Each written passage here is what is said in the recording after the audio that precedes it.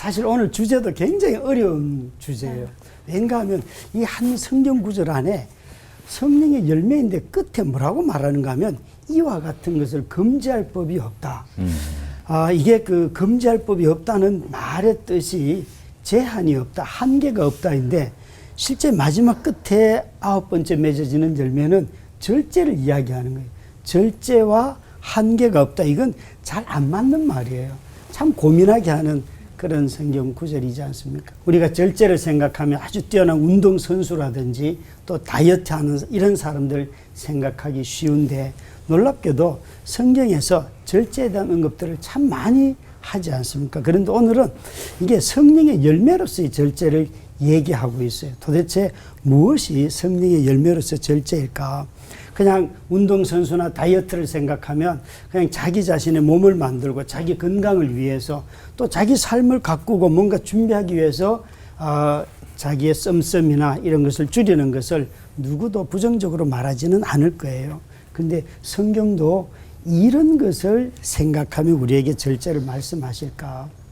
예를 들어서 바울 사도는 참 절제라는 단어를 가지고 본다면 굉장히 그는 고난은 넘쳤고요. 그는 돈도 없었고 그는 아주 잦은 여행을 했고 그의 시간 관리는 저는 거의 안 됐을 것 같아요.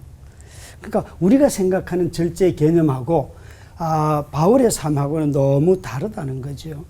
어쩌면 우리는 절제를 생각할 때 우리의 유익을 위하여 자기 자신을 위하여서 내가 무엇을 할까, 이것을 하면 내게 좀 더 무엇이 유익할까, 내가 좀 더 성장하고 내가 좀 더 성숙하고 이런 관점에서 절제를 다 생각을 하는 것이지, 만약 성령에 의하여서 내가 헤프게 쓸 수도 있고 나 자신을 다 줄 수도 있다라고 한다면 그거는 절제일까요, 아닐까요?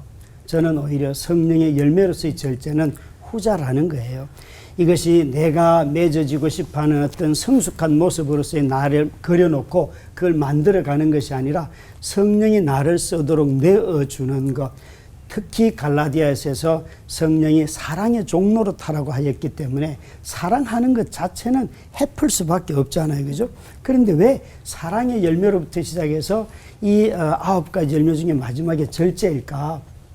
이 절제는 우리 서정호 목사님 말씀하신 것처럼 잘못 쓰면 이 절제력이 발휘되지 않으면 그 다음부터는 독이 되고 해함을 입기 때문에, 그러니까 절제가 없는 사랑은 자신을 죽일 수 있고 공동체를 죽이게 되는데, 그래서 이 절제력은 때로는 분별력이기도 해요. 성령의 9가지 열매를 맺어가는 주체가 우리 자신의 판단력이나 나의 유익이 아니라 하나님의 교회와 이웃 사랑과 또 공동체와 관련이 있다는 것을 잊어버리면 성령의 열매 중에서 특히나 절제는 가장 이기적으로 쓰기가 너무 쉬운 거예요. 이 우리 자신들이 자신의 유익을 위해서 사람들이 웬만하면 다 절제하지 않겠습니까? 그러니까 우리가 거듭났다고 말하면서도 욕구가 바뀌지 않고 여전히 자기를 위해서 살면서 자기의 시간 관리, 자기의 돈 관리 이렇게 한다는, 이건 소유권이 시간에 대한 소유든지 돈에 대한 소유든지 상황에 대한 주도권, 모든 것이 성령으로 넘어가지 않고 자기 자신이 주인이 되어서 만들어가고 싶어하는 거죠. 이런 방식의 절제력을 키워가면 키워갈수록 그 사람은 이기적일 수밖에 없어요.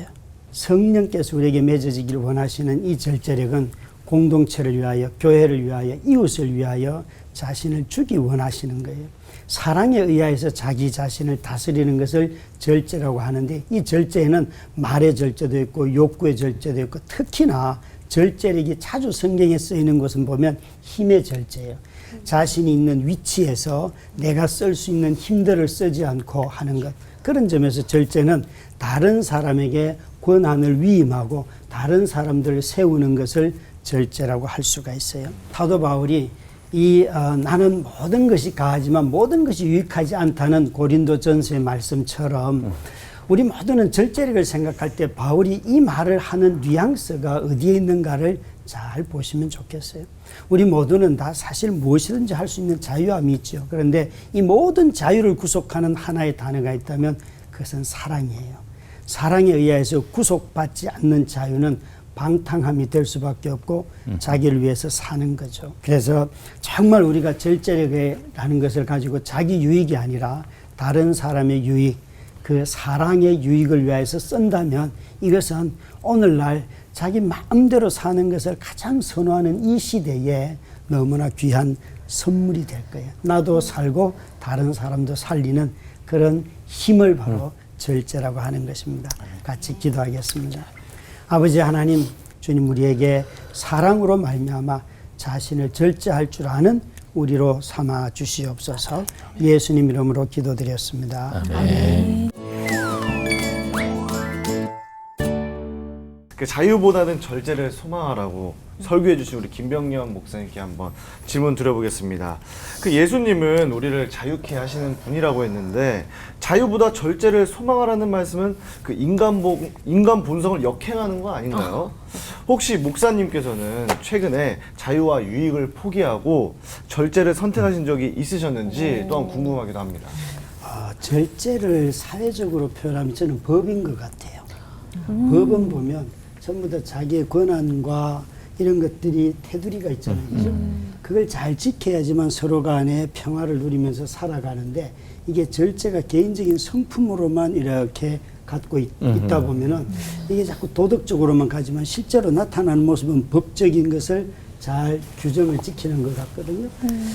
저는 이제 아내가 아프고 난 뒤에 한번 그런 기회들이 저한테 주어졌는데 1년에 한 100개 교회를 방문해서 설교할 수 있는. 그래서 한번 부르는 대로 왜 나 같은 사람 이런 데 나오는 것 자체를 어려워하는 저를 부를까. 그리고 3년을 제가 한번 다녀봤어요. 다녀보고 난 뒤에 어느 날 장로님이 목사님은 부흥사가 되기를 원하세요? 교회 목사가 되기를 원하세요? 이러시는 거예요. 그래서 그게 무슨 질문이에요? 그러니까 목사님이 목회를 하시려고 하면 교회 중심으로 계셔야 됩니다. 모든 결정을 하실 필요는 없지만 그러면서 만약에 목사님이 다니면서 부흥회 하는 걸 중심으로 하신다면 우리가 작전을 다시 짜야 됩니다. 목사님의 은사는 보면 다니면서 설교하는 게 은사인 것 같은데 그렇게 하시면 교회는 안 됩니다. 이러는 거예요. 그래서 제가 그러면 기도하고 난 뒤에 답을 드리겠습니다 하고는 한 달 뒤에 당회할 때 제가 교회를 하겠습니다. 이러니까 장로님들이 목사님이 자기들이 생각하고 다르게 결정을 했다는 거예요. 나가실 줄 알았는데 이러시는 거예요. 아니요, 저는 교회를 하고 싶습니다. 저는 장로님들이 제게 그 말씀을 하실 때에 당회원으로서 교회가 어떻게 되어야 되는지를 정확하게 아시고 저한테 권면해 주셨다고 생각해요. 절제를 자기 스스로 판단할 수는 없고 공동체에 타인을 배려하는 만큼 타인도 그 사람에 대해서 보호해 줄 수 있는 능력, 이것이 절제죠. 그런 점에서 저는 그걸 기꺼이 받아들였고 그 이후부터 어떤 제한을 두고 외부로 집회를 나가게 되고 그렇게 하는데 너무 행복해요. 왜냐하면 피곤할 일이 별로 없어요. 그래서 감사하죠.